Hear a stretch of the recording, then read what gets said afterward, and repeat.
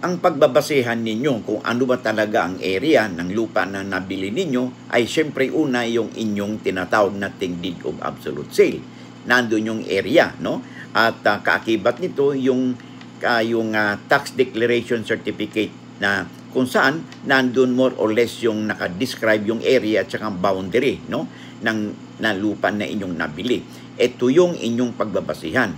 Ngayon, kung hindi reconciled yung tinuro at saka yung resulta ng survey, okay, at in relation to your deed of absolute sale, abay dapat sundin ninyo ang inyong tinatawag nating deed of sale at saka yung tax declaration certificate.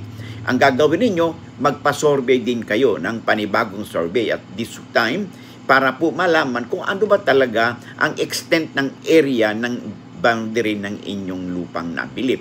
Base sa inyong deed of absolute sale na ito ay supported with the tax declaration certificate.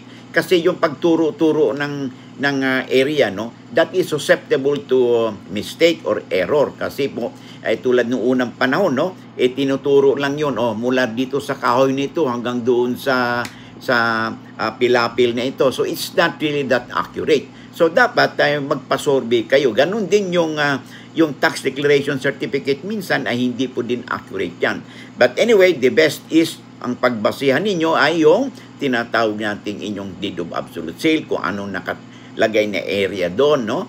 At ito'y pirmado ng may-ari, no, ng seller during that time.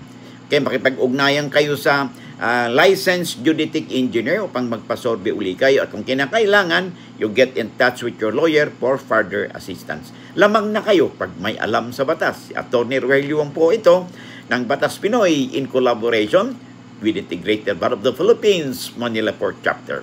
Maraming salamat.